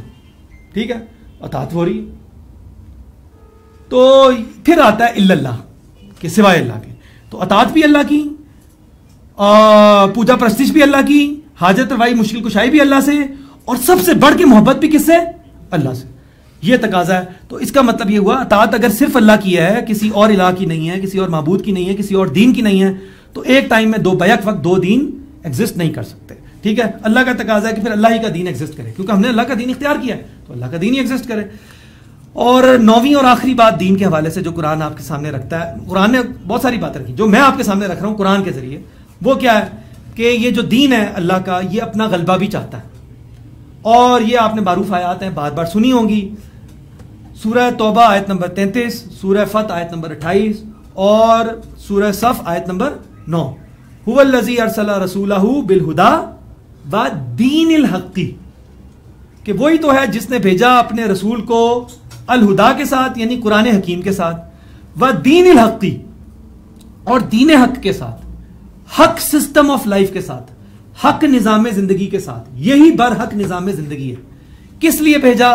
لیظہرہ علی الدین کلی، تاکہ اس نظام زندگی کو، دین کا ترجمہ آپ کیا کروں میں؟ نظام زندگی پڑھ کے آئے ہم، تاکہ اس نظام زندگی کو غالب کر دے علی الدین کلی، تمام نظام ہائے زندگی پر، جتنے بھی سسٹمز آف لائف ہیں ان کے اوپر۔ یعنی کہ مطلب ہے کہ یہی ایگزسٹ کرے، یہی ڈومینیٹ کرے، یہی غالب، نافذ، برتر اور رائج ہو۔ سکہ رائج الوقت، دین رائج الوقت کون سا ہو؟ اسلام ہی ہو۔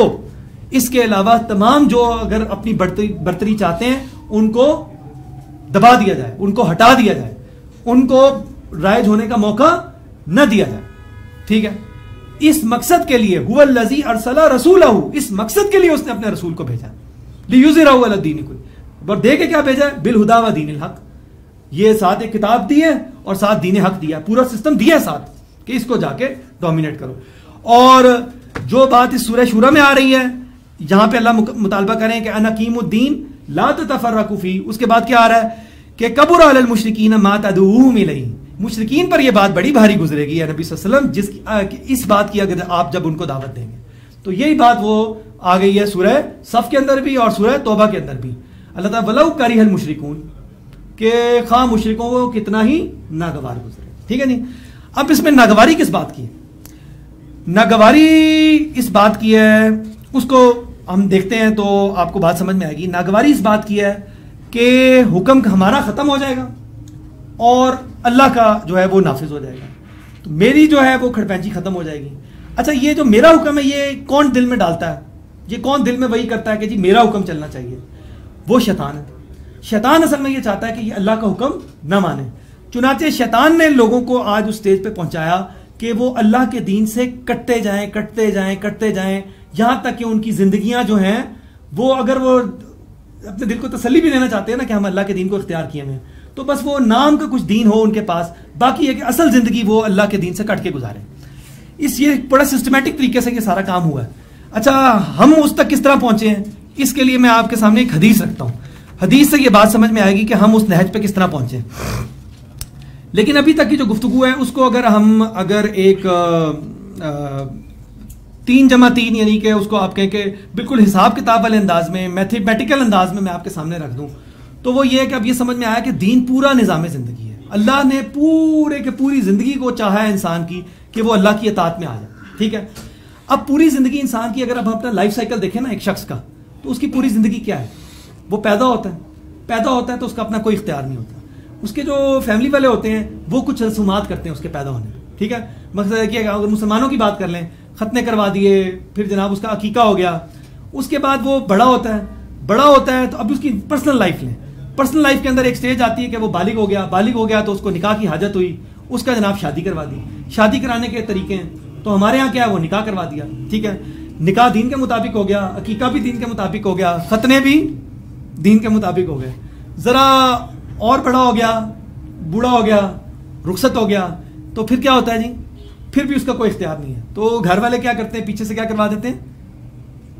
تجہیز و تکفین، جنازہ ہو جاتا ہے اور اس کی جناب وہ اس کو بسم اللہ والا ملت رسول اللہ کے رسول کی ملت پہ، اس کے طریقے پہ آپ کیا کر دیتے ہیں؟ دفن کر دیتے ہیں، مٹی ڈال دیں۔ ٹھیک ہے، تو یہ جو اس کی پرسنل لائف ہے، پرسنل لائف میں کیا معاملات پیش آتے ہیں؟ اچھا، پھر جو پیچھے بچ جاتے ہیں اس کی وراثت ان میں تقسیم ہو جاتی ہے اللہ کے حکم کے مطابق۔ اگر دین پر عمل ہو رہا ہے تو پھر یہ آپ یہ کہیں گے جی ختنوں سے لے کے وراثت کی تقسیم تک یہ معاملات دین کے ذریعے ہو رہے ہیں۔ ٹھیک ہے جی، اچھا اب یہ تو اس کی پرسنل لائف تھی، اب آپ آ جائیں ذرا، یا فیملی لائف تھی بہت کر لیں تو اس کے بعد آپ آ جائیں کہ اس کی لائف کا کچھ اور بھی حصہ تھا کہ نہیں؟ اس نے کوئی کاروبار کیا، اس نے کوئی نوکری کی، وہ کسی ریاست کے اندر رہ رہا تھا، کسی بادشاہ کے ملک میں رہ رہا تھا، ان کا حکم مانا کہ نہیں مانا، اچھا وہ ایک معاشرے کے اندر تھا، وہ کتنا ذمہ دار شہری تھا، اس نے معاشرے کے حقوق ادا کیے کہ نہیں کیے، اس نے ریاست کے حقوق ادا کیے، ذمہ داریاں ادا کی کہ نہیں کی، ریاست نے اس کے حقوق ادا کیے کہ نہیں کیے، غصب کر لیے کہ ادا کر دیے، اس کو انصاف ملا کہ نہیں ملا۔ ٹھیک ہے، جو انصاف کے لیے قائم کیے گئے تھے ادارے, اس نے ان کے بنائے ہوئے قوانین کا پاس کیا کہ نہیں کیا.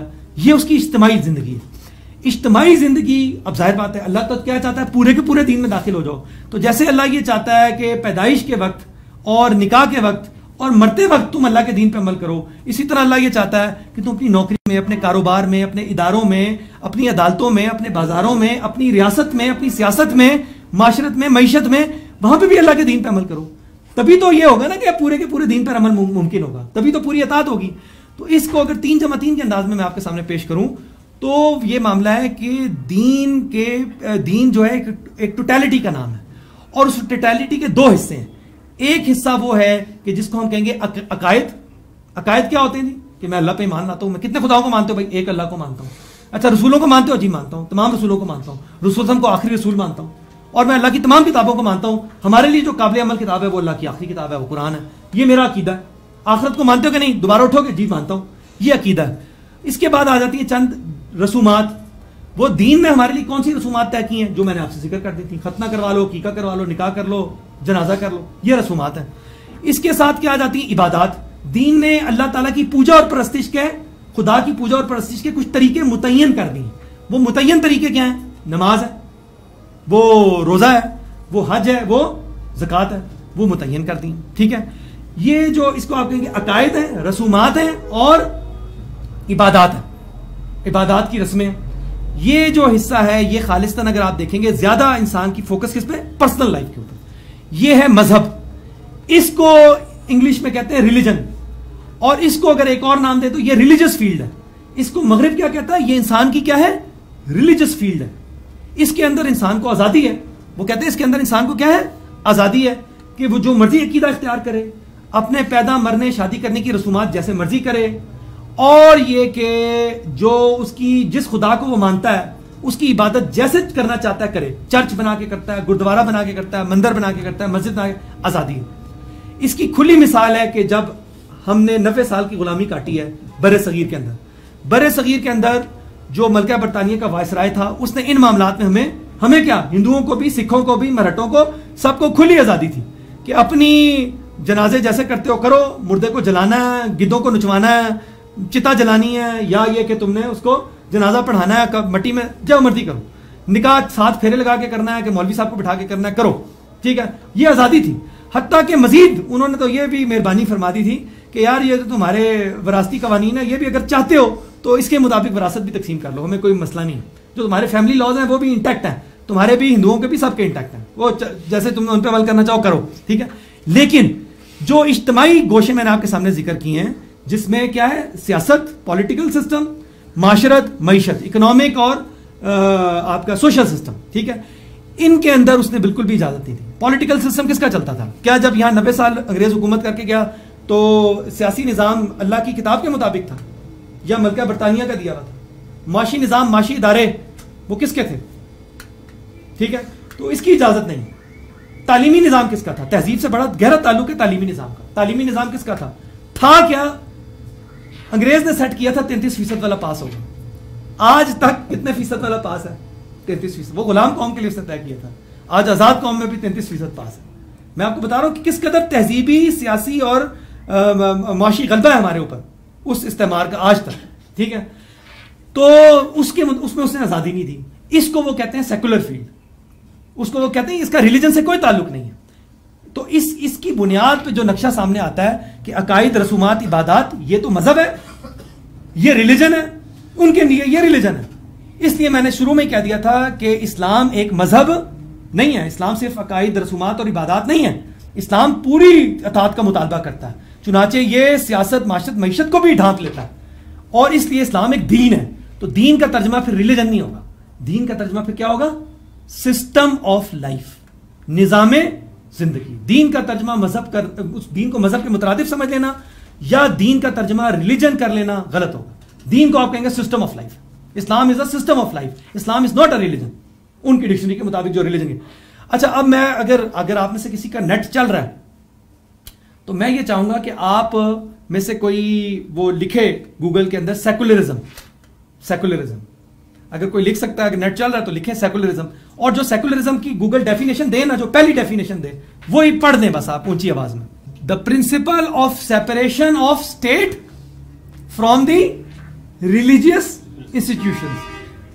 रियासत को जुदा कर दो मजहबी इदारों से. इस चीज का नाम क्या है? सेकुलरिज्म. ये वो गूगल कह रहा है, ये उनकी डेफिनेशन है. चुनाचे जब हम ये अखबारों में आर्टिकल्स के अंदर या पढ़ते हैं ना कि फलां सेकुलर रियासत है, फलां सेकुलरिज्म को प्रमोट कर रहा है, तो वो असल में किस चीज को प्रमोट कर रहा है? वो कह रहा है दीन को जुदा कर दो रियासत और सियासत से. दीन को रियासत और सियासत से जुदा कर देना क्या मतलब है? असल मतलब पे जाए, पीछे जाए. असल ये अल्लाह को जुदा कर दो, अल्लाह को ये हक ना दो कि वो तुम्हारी रियासत और सियासत में मुदाखलत कर सके. अपने खालिक और मालिक को ये हक ना दो कि वो तुम्हारी रियासत और सियासत में मुदाखलत कर सके. ये है सेकुलरिज्म. तो सेकुलरिज्म, अच्छा अब हम भी सेकुलर हैं खैर से, जो कलमा पढ़ते हैं अल्लाह का, जो अल्लाह का नाम लेते हैं, वो हम भी हैं, यहूदी भी हैं, ईसाई भी हैं ना जी. ये सारे सेकुलर हैं. ये सारे सेकुलर क्यों हैं? हम क्यों सेकुलर हुए? मैं इस पे आपको वो हदीस मैंने जो आपके सामने कहा था, हदीस आपके सामने रखता हूं. हदीस मुलाजा फरमाएं. हदीस के अंदर आपने शायद सुनी भी हो, अक्सर हज़रात ने पहले सुनी भी होगी. सही हदीस है. रसूलुल्लाह सल्लल्लाहु अलैहि वसल्लम फरमा रहे हैं कि तकूनुन नबुव्वतु फीकुम माशाअल्लाह, कि तुम्हारे अंदर नबुव्वत रहेगी जब तक अल्लाह चाहेगा. यानी कि मैं तुम्हारे दरमियान रहूंगा जब तक अल्लाह, आखिरी नबी है ना, उसके बाद तो नबुव्वत नहीं थी. अच्छा, माशाअल्लाह अन तकून, जब तक कि अल्लाह चाहे कि वो रहे. सुम्मा यरफअहु अल्लाहु, फिर अल्लाह ताला उसको उठा लेगा. इज़ा शाअ, जब अल्लाह ताला चाहेगा. क्या मतलब कि जब अल्लाह ताला मुझे अपने पास बुला लेंगे तो नबुव्वत खत्म हो जाएगी यहां से, दुनिया से. ठीक है. अन यरफा, जब अल्लाह ताला उसको चाहेगा अल्लाह उसको उठा लेगा. सुम्मा तकूनु खिलाफतुन अला मिनहाजिन नबुव्वा, फिर अल्लाह ताला जब नबुव्वत उठा लेगा तो फिर क्या कायम होगी? नबुव्वत के तरीक़ाकार पर, नबुव्वत के मनहज पर, नबुव्वत की मेथोडोलॉजी पर खिलाफत कायम होगी. उसके मनहज पर खिलाफत कायम हो जाएगी. फतकूनु माशाअल्लाह अन तकून, फिर जब तक वो रहेगी जब तक कि अल्लाह चाहेगा कि वो रहे. सुम्मा यरफअहु इज़ा शाअ यरफा, फिर अल्लाह ताला उसको भी उठा लेगा जब अल्लाह ताला उसको उठाना चाहेगा. यानी कि जो नबुव्वत के मनहज पे खिलाफत कायम होगी अल्लाह उसको भी उठा लेगा. ठीक है. ये पेशन गोई फरमा दी गोया. फिर अल्लाह ताला, फिर क्या कायम होगा? जब खिलाफत उठ जाएगी वो वाली, तो फिर क्या होगा? सुम्मा तकूनु मुल्कन आज़न, फिर जुल्म वाली बादशाहत कायम हो जाएगी. फयकूनु माशाअल्लाहु अन यकून, फिर वो रहेगी जब तक कि अल्लाह चाहेगा कि वो रहे. सुम्मा यरफअहु इज़ा शाअल्लाहु अन यरफा, फिर अल्लाह उसको भी उठा लेगा जब तक वो, जब उसको उठाना चाहेगा. अच्छा, ये जो खिलाफत नबुव्वत के मनहज पे कायम होगी ये तो समझ आ जाती है, ये खिलाफत राशिदा है. उसके बाद ये जो जुल्म वाली बादशाहत है ये कौन सी है? जुल्म वाली बादशाहत, वो फिर आपको हज्जाज बिन यूसुफ भी याद आएगा, आपको और बहुत सारे नाम याद आएंगे. तो आपको वो उमवियों का दौर, अब्बासियों का दौर, उस्मानियों का दौर, वो आपको याद आना चाहिए. उसमें बड़े अच्छे लोग भी आए हैं लेकिन बहुत कम आए हैं. उमर बिन अब्दुल अजीज जैसे भी आए हैं लेकिन कम आए. लेकिन यह कि वो जुल्म वाले बादशाह थे जिन्होंने खूब जुल्म के पहाड़ टाए. लेकिन यह कि इस्लाम का जो सियासी निज़ाम था या इस्लामी जो तहजीब थी, तहजीब व तमद्दुन था, किसी दर्जे में बहरहाल वो कायम था. ठीक है. उसके बाद रसूल सल्लल्लाहु अलैहि वसल्लम ने मजीद पेशन गोई फरमाई कि अल्लाह ताला जब उसको उठा लेगा जब चाहेगा तो फिर क्या आएगा? सुम्मा तकूनु मुल्कन जबरियतन, फिर उसके बाद जबरी बादशाहत आएगी. जबर की बादशाहत. ये जबरी बादशाहत से अगर हम इसका इस हदीस से इस्तेमाल करें, इसका इंतबाह करें जो हमारे पिछली सदी है, तो वो ये है कि बल्कि 1.5 सदी लगा लें कि जब मुसलमान दौरे गुलामी में चले गए, कॉलोनियलिज्म का दौर आ गया, हम खुद एक ब्रिटिश कॉलोनी बन गए. ठीक है. और सिर्फ मुसलमान नहीं बने, दुनिया की कई कौमें जो हैं उनके तसल्लुत में आ गई. साउथ अफ्रीका, ऑस्ट्रेलिया वगैरह, ये भी ब्रिटिश कॉलोनीज नहीं है, बड़ी मारूफ कॉलोनी. ऑस्ट्रेलिया में तो आज भी मलका बरतानिया जो है वो उनकी आप कह लें कि रियासत की हेड समझी जाती है. ठीक है. तो वो जबरी बादशाहत आएगी. फतकूनु माशाअल्लाहु अन तकून, वो रहेगी जब तक अल्लाह चाहेगा कि वो रहे. सुम्मा यरफअहु इज़ा शाअ अन यरफा, फिर अल्लाह उसको उठा लेगा जब अल्लाह उसको उठाना चाहेगा. यानी ये भी खत्म, जबरी बादशाहत भी तुम्हारे ऊपर से खत्म हो जाएगी. फिर क्या आएगा? फिर अल्लाह ने फरमाया सुम्मा तकूनु खिलाफतुन अला मिनहाजिन नबुव्वा, फिर जो नबवी मनहज था उस पर फिर दोबारा खिलाफत कायम हो जाएगी. और ये फिर हमें पता लगता है दीगर अहादीस से कि ये खिलाफत फिर किसी एक खित्ते तक महदूद नहीं रहेगी, ये क्या होगी? ग्लोबल हो जाएगी. ठीक है. हो सकता है खित्ते से फूटे, लेकिन ये कि बिल आखिर क्या हो जाएगी? ग्लोबल हो जाएगी. चलो. सुम्मा सकत, फिर आपसे तुम खामोश हो गए, फिर आपने सुकूत फरमाया. अच्छा, मैंने यहां पे क्यों बयान की हदीस? मैंने ये हदीस इसलिए यहां पे बयान की है कि मैं आपसे ये कहता कि हम सेकुलर क्यों हो गए हैं. हम सेकुलर हो इसलिए हो गए कि अब हम इस हदीस के मुताबिक कौन से दौर से गुजर के आए हैं? हम कॉलोनियलिज्म वाले जबरी बादशाहत के दौर से गुजरे भी हैं बराह रास्त, और बिल वास्ता अब गुजर भी रहे हैं. ठीक है. यानी कि हम अंग्रेज के गुलाम थे. अंग्रेज ने किस चीज की आजादी दी? अकायद की, रसूमात की और इबादत की. اس نے سیاست معاشرت معیشت اس پہ کہا میرا حکم چلے گا بھائی. اس رفتہ رفتہ غلام ذہن نے کیا کیا؟ غلام ذہن یہ ہے تو اس کے خلاف احتجاج کرتا, اس کے خلاف آواز اٹھاتا, اس کے خلاف جہاد کرتا اور پورے دین کو قائم کرنے کی کوشش کی. غلام ذہن نے اسی پہ راضی ہو گیا. اس نے کہا بھائی سجدے کی اجازت ہے تو بس میں اتنی آزادی تو ہے نا جی. تو ناچے وہ اس پہ راضی ہو گئے. جب راضی ہو گئے تو سیاست ریاست معیشت آہستہ آہستہ کٹ گئی دین کے ساتھ. اور انہی غلام ذہن والوں کی جب ایک ریاست بن گئی, ہم بن گئے چلیں, تو پاکستان بن گیا, تو ان غلام ذہن والے پاکستانیوں نے کیا کیا؟ انہوں نے کہا کہ ریاست اور سیاست کو دین سے جدا رکھو. یہ سوچ اصل میں کس کی تھی؟ یہ گوگل کی سوچ تھی, یہ انگریز کی سوچ تھی, ٹھیک ہے نا جی. یہ ان کی سوچ تھی اصل میں کہ آپ کی جو اسٹیٹ ہے, اسٹیٹ افیئر سے ریلیجس انسٹیٹیوشنز جدا ہونے چاہیے. یہ ان کی سوچ تھی جس کو آج تک ہم کیری کر رہے ہیں. اچھا, ہم کیری کرنے پہ مجبور بھی ہیں. مجبور کیوں ہیں؟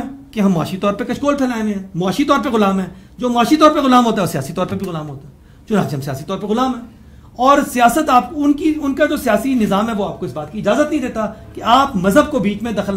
اچھا, اتنا ہوتے ہوتے ہم اتنا برین واش ہو چکے ہیں کہ اب مذہبی طبقے کے سامنے بھی, مذہبی اداروں کو چلانے والوں کے سامنے بھی جب یہ بات کی جاتی ہے کہ ریاست اور سیاست یہ آپ کا معاملہ ہے, اس کے بغیر آپ اللہ تعالیٰ کے حکم کا پورا نہیں کر سکتے, پورے دین کی اطاعت ممکن نہیں ہے اس کے بغیر, یہ اللہ کا تقاضا ہے کہ آپ اس کو پورے سسٹم آف لائف کو امپلیمنٹ کریں, تو یہ بات ان کو سمجھ میں نہیں آتی.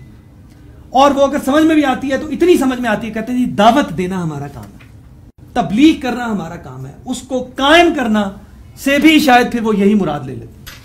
اور اس میں جو ٹیڑے لوگ ہیں جو یہ مان لیتے ہیں کہ دین کو قائم کرنا ہے, وہ ایک اور اشکال ہے.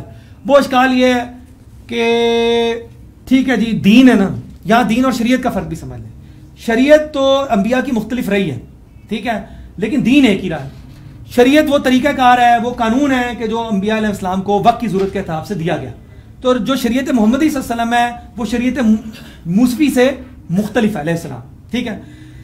اب یہاں پہ جو ایک اور شوشہ چھوڑنے والے ہیں وہ ایک اور شوشہ چھوڑ دیتے ہیں. ایک تو میں نے آپ کو کہا نا یہ بات پہلے تو ٹکتی نہیں ہے ذہن میں, ٹکتی بھی ہے تو اتنی بس دعوت دینی ہے, اس کو میں نے پہلے آپ کو بتا دیا کہ حکیم الدین سے کیا مراد ہے. دوسرا مسئلہ یہاں پہ کیا پیدا ہو جاتا ہے؟ دوسرا مسئلہ یہ پیدا ہو جاتا ہے کہ وہ کہتے ہیں جی کہ دین تو قائم کرنا ہے, نظام تو ہونا چاہیے. نظام سے مراد کیا ہے جی؟ نظام سے مراد ہے جی عقائد, اللہ کو مانو, آخرت کو مانو, جو دین کی بنیادیں ہیں بس یہ قائم ہونی چاہیے. شریعت کا نفاذ جو ہے وہ اس کو مائنس کر دیتے ہیں, یعنی کہ وہ دین بلا شریعت کی بات کرتے ہیں. وہ کہتے ہیں اللہ نے تو دین کو قائم کرنے کا کہا ہے, شریعت کو قائم کرنے کا اس آیت میں کدھر ذکر آیا, ٹھیک ہے. تو بات یہ کہ دین اور شریعت جو ہے وہ ایک پیکج ہے, وہ اس سے جدا نہیں ہے. شریعت دین کا حصہ ہے, ٹھیک ہے. مثال کے طور پہ اللہ تعالیٰ نے سورہ بینہ میں فرمایا وما امروا الا لیعبدوا اللہ, ان کو نہیں حکم دیا گیا یہ کہ اللہ کی عبادت کریں, اللہ کی غلامی کریں, اللہ کی سلیوری کریں, اللہ کی بندگی کریں, مخلصین لہ الدین, اس کے لیے اپنے دین کو خالص کرتے ہوئے.